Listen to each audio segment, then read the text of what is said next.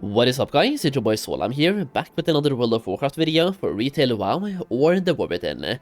This will be my first Retail WoW video in quite a while, as I took a break from Retail WoW to play fresh Classic WoW, because there was a lack of content in Retail and I do love Classic.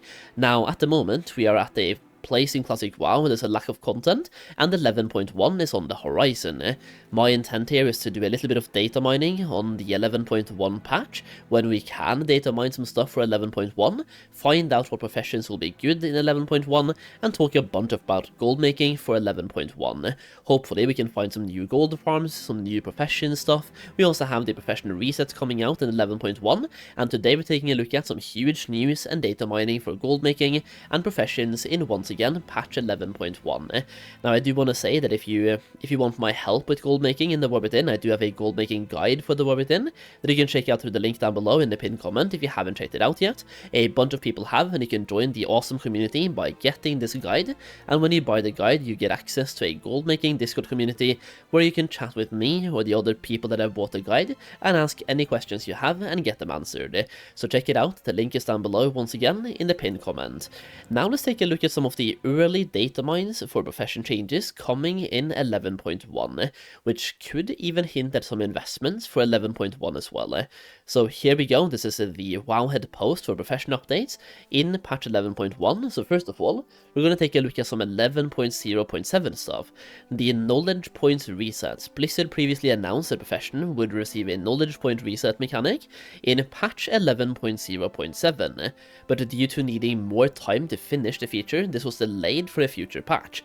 The OG blue post on the subject mentioned multicraft and resourcefulness changes as well, which have not been confirmed as they were considered under discussion as of the delay. So this was what was meant for 11.0.7. Pairing with the release of the specialization and respec option, we are deploying some balance changes to several professional stats to bring them closer together in value. They are basically nerfing multicraft and buffing resourcefulness here.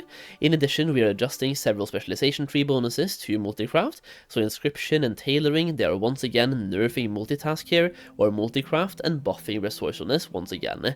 And the developer's note is that while multicraft and resourcefulness each have their own niche, it is generally the case that point for point multicraft can provide significantly more value than the other crafting and gathering stats.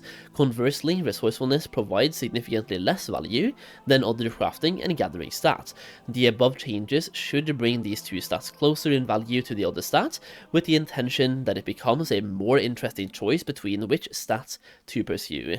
Now, however, we have found indicators that the respec feature will be in patch 11.1. Several new currencies have been discovered related to knowledge point resets. So we have the enchanting specialization reset. There's also, if you look at this, category hidden, total cap 0, weekly cap 0, and warband transfer 0%. Now these caps they're kind of interesting. It might look like you can do this as much as you want.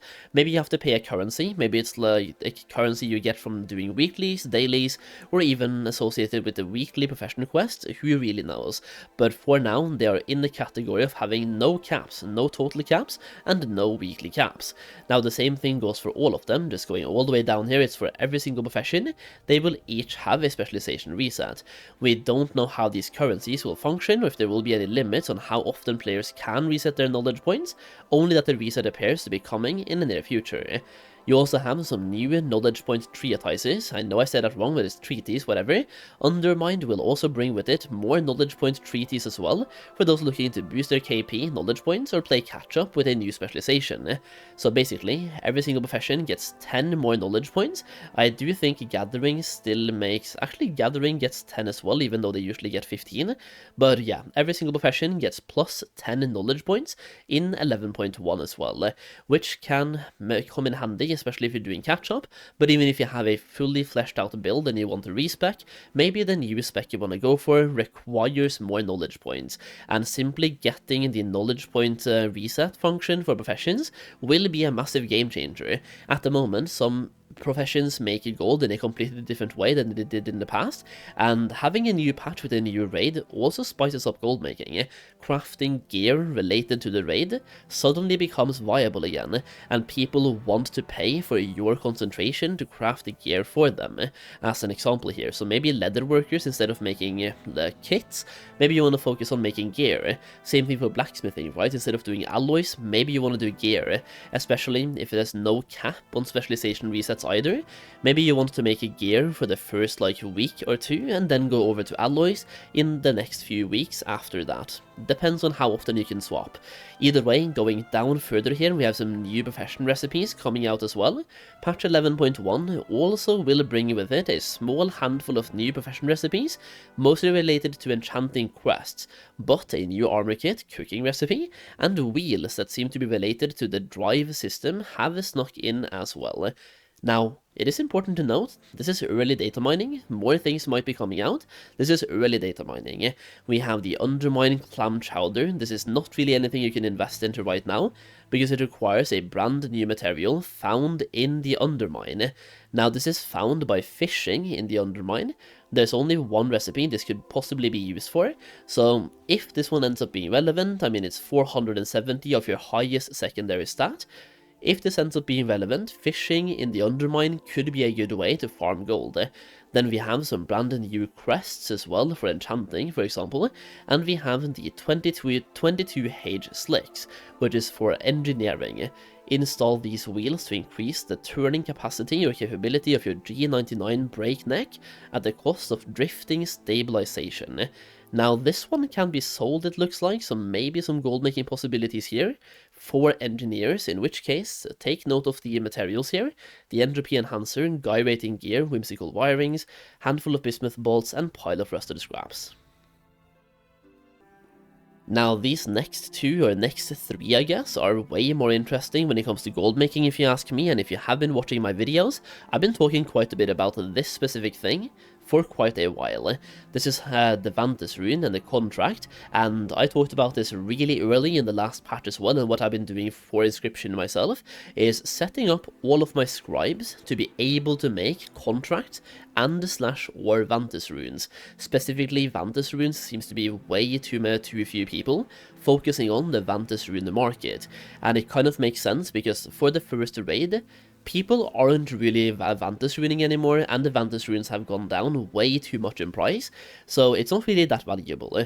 But in 11.1 we get a brand new raid, and people pushing in that brand new raid, they will pay top dollar for these Vantis runes. So Vantis runes and these new contracts might be making a bunch of gold, especially really early, and for people that can get their hands on this contract early as well, depending on the actual requirements here, like if you have to get to Exalted with them to buy the contract, whatever the requirements is, anyone getting their hands on the contract as early as possible can make top dollar or top gold for quite a while they have monopoly. So if there's a rep grind when it comes to getting the contract, do anything and everything in your power to get that reputation as fast as possible.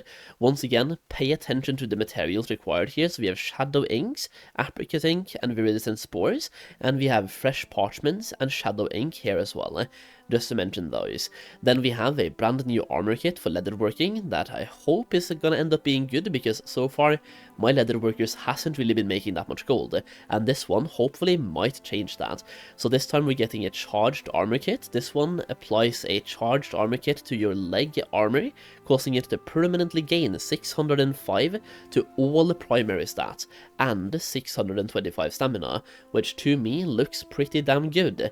This one requires a Gloomfathom hide, storm charged leather, and crystal fused hide. These last two here might be important, especially Gloomfathom hide could be a good investment opportunity right there. Now overall, so far we haven't really found a bunch of new things for 11.1, but I'm once again hoping that this is early data mining, and we might find some more hidden gems. Either way, I will be doing whatever I can to help you guys stay up to date when it comes to gold making, gold farming, anything for 11.1, through both data mining and playing the PTR myself and trying to find out whatever I can. So if you enjoyed the video, leave a like down below. I should also say that people that have my gold making guide for the War Within will have early access to this video, so if you are watching this from the gold making guide, then let me know your thoughts on 11.1 so far in that Discord server as well, or just leave a comment down below. Either way, thank you for watching, I really do appreciate it, and I'll see you again in the next video very soon.